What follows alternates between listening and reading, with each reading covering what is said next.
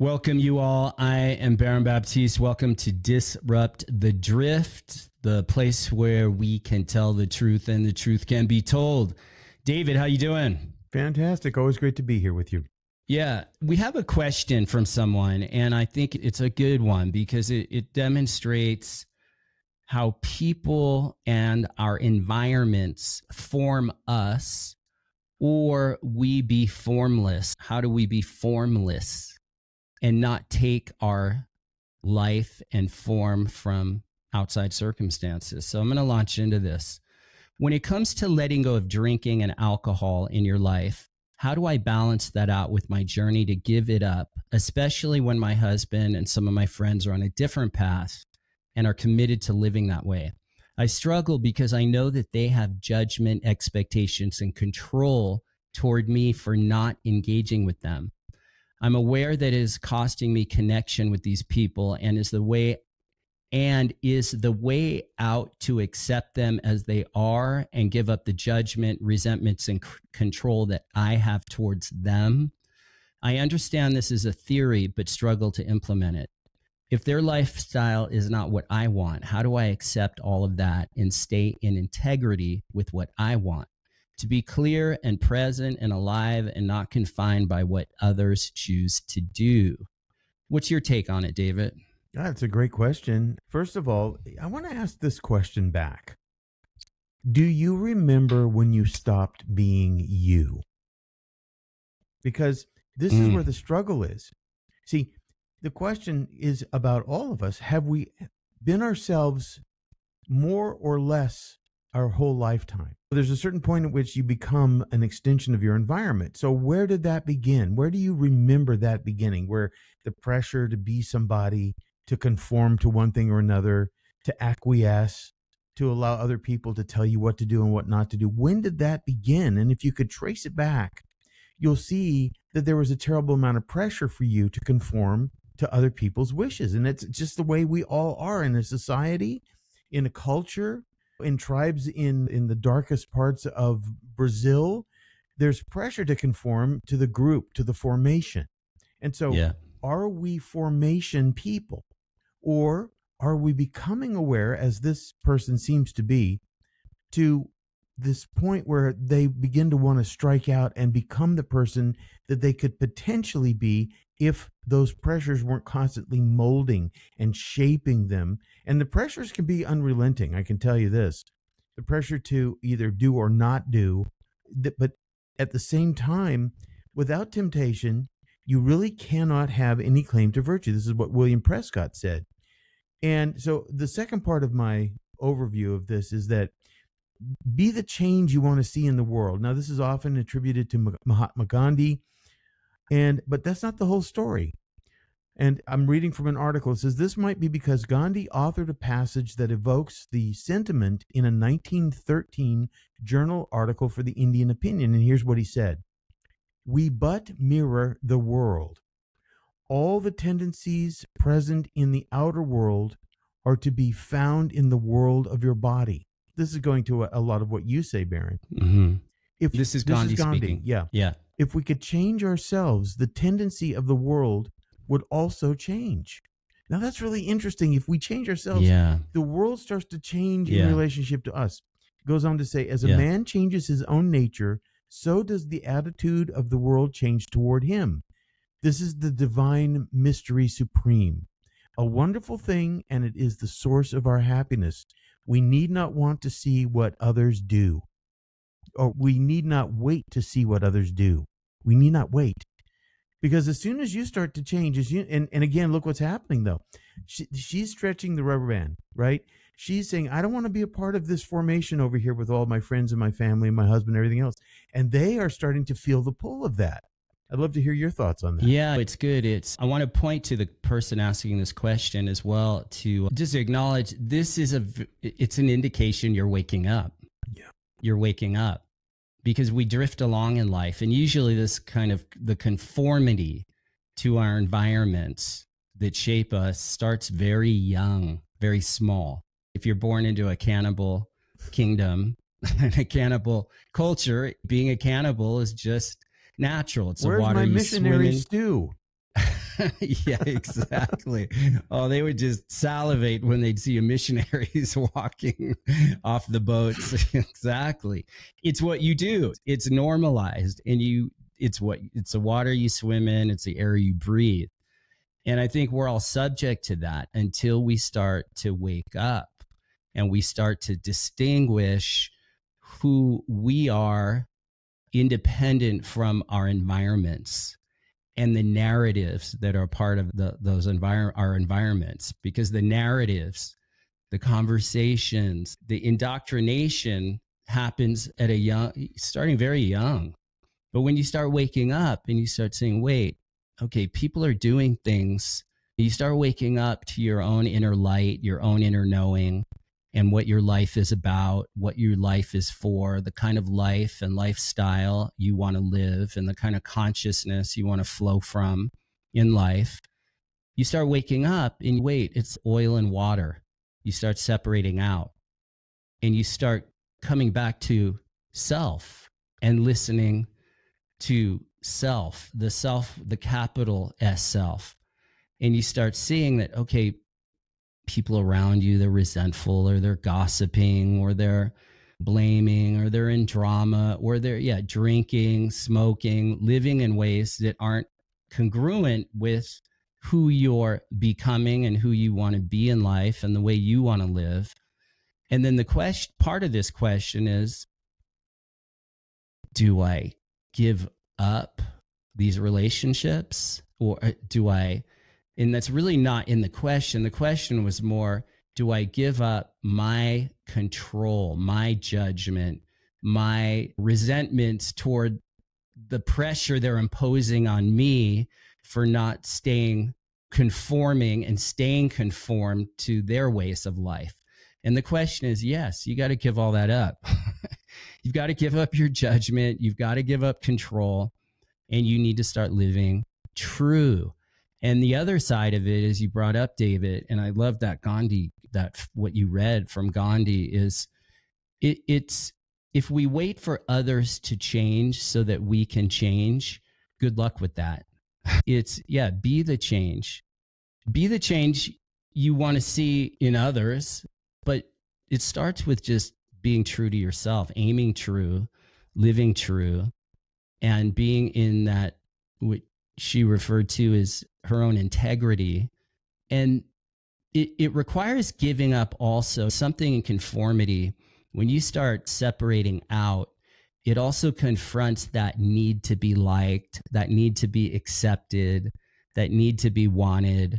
You start confronting that, and it can be a lonely path initially. Now, you don't have to be lonely, but you are more alone, especially if your environment is surrounded with people and things that don't resonate with you anymore. So it takes something to give those things up.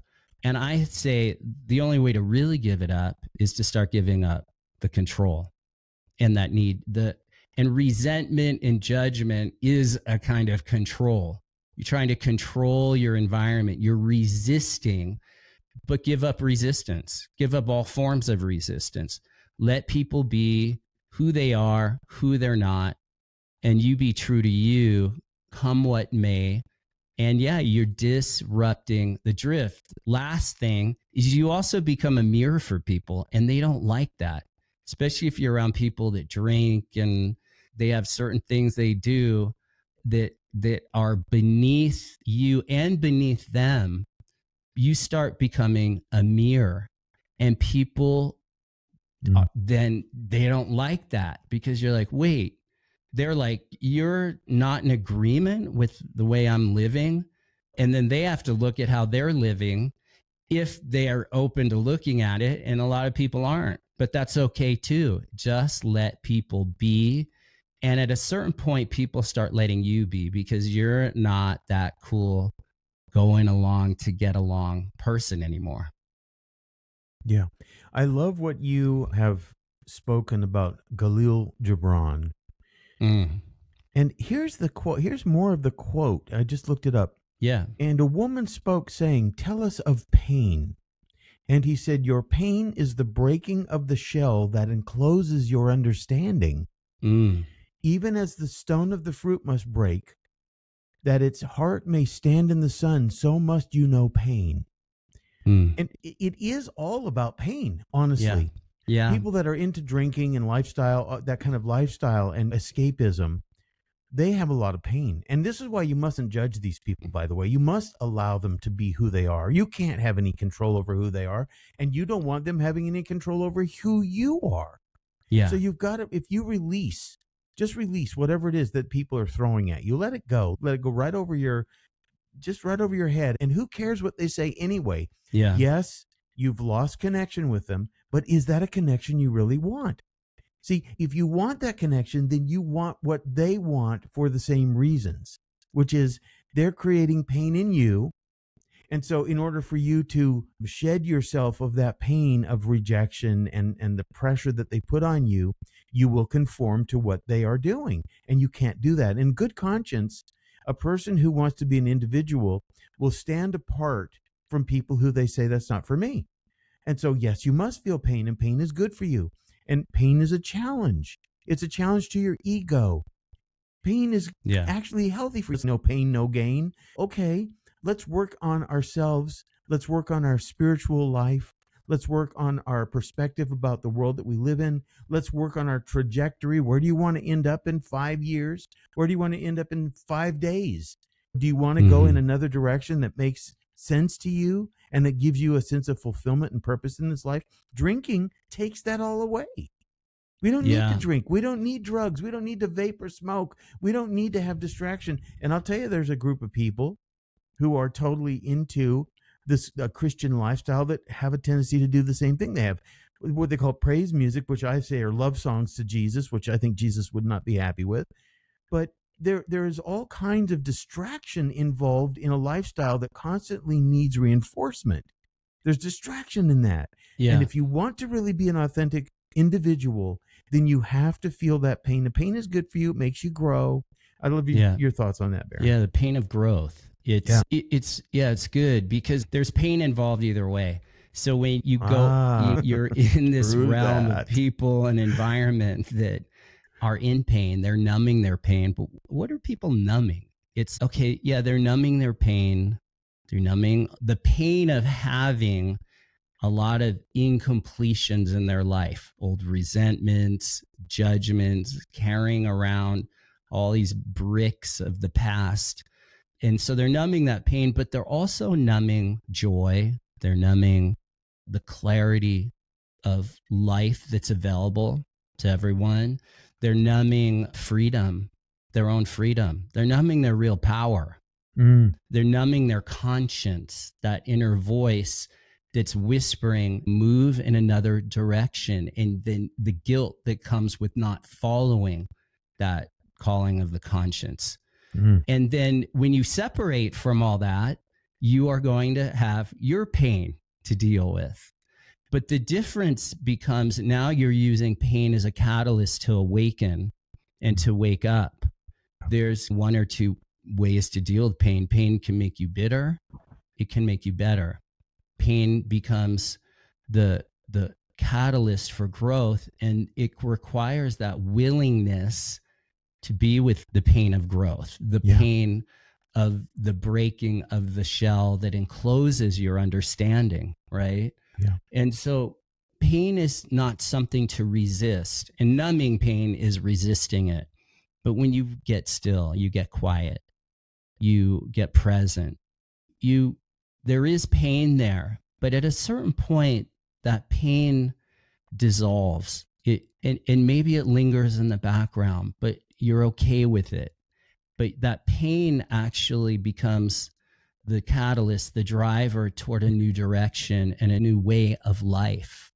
And to become an authentic person, to become an individual that's informed rather than outformed by your circumstances and environment and the people around you. Yeah. This poem continues, and it's very beautiful, very a bit flowery, but at the same time, it makes important points, which is this. It goes on to say, much of your pain is self chosen. Now, if we just step back and just look at that one statement, we can begin to see that there is a conscious process of elimination that we can begin, which is, what is it that's causing me this pain? Who are the people that are causing me this pain? What is my reaction to these people that's causing me Mm-hmm. this pain? And you can begin to sort it out. Now, it goes on to say, and again, the bitter part of it is an interesting aspect. He says, it is the bitter potion by which the physician within, or the physician within you, heals your sick self. Therefore, trust the physician and drink his remedy in silence and tranquility. For Mm. his hand, though very heavy and hard, is guided by the tender hand of the unseen. And the cup he brings, though it burns your lips, has been fashioned of the clay which the potter has moistened with his own sacred tears. That's very beautiful. And so, what it is, what you're experiencing, when you take on a mantle of pain for the right reasons, it's actually bringing you closer to original cause. In other words, what is Mm-hmm. the original meaning of our lives anyway? We've been swept up in this external world that we live in. All these influencers are causing us to think and act and behave in certain ways. The It's drawing us vortex, away. the vortex, the Yes, it's drawing us matrix. away from Yeah. the original meaning for which we came into this world. I'd love to hear Yeah. your thoughts on that. Yeah. No, it's let people be, and then you get to be. And then in that being, that beingness, you start opening up and awakening to what you're pointing to, David. You actually start awakening to the causes. What's caused you to actually be so engaged in those environments and conforming to ways of living that don't fit you, the real you. And you start to unpeel the layers of the onion, and you wake up to a process of discovery, self-discovery. You start discovering yourself and getting down to the bottom, peeling away the layers, one like the art, peeling away the artichoke leaves, getting down to the heart of who you are. But now you're on a journey of awakening. Now you're on a journey of giving up the past. Now you're on a journey of forgiveness and letting go and stepping in front of fear. Because part of this whole conformity thing and going along to get along, part of it is that you've made fear your master. And conscious or unconsciously, maybe you're conscious to some of your fears and you're aware fear is stopping you, but you really start getting present through the pain. You really start getting present to how much you've been making fear your master. And a lot of it for most people is unconscious. They just know they have fear.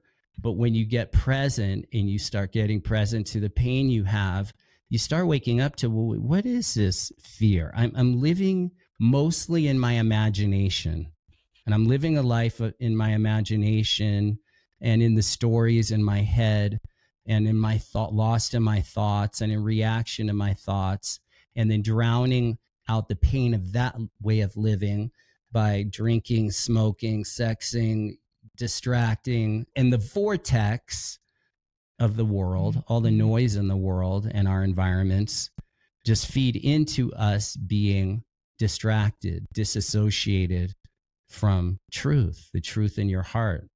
I think awakening begins with getting present, coming out of your imagination and coming out of the head, and you start to see clearly. And again, like water and oil, you start separating out and you start seeing the forest from the trees, and you start seeing your relationship to people, places, and things around you.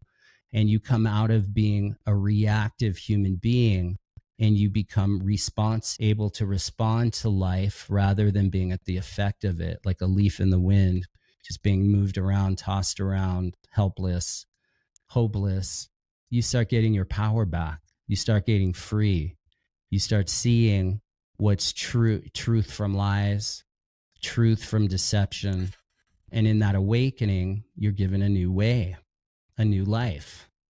And let people around you do what they do, can't change people. You can change yourself. And by being the change yourself, you actually start seeing your environment does. People start changing as well. You'll start seeing certain people around you waking up and taking on a new way through you and through your way of life. You be the stronger force for good rather than conforming and enabling what's disempowering and all of you. Yeah. So there's another component of this conversation, which is in this life, we have two potential paths that we will take. In other words, two different blueprints.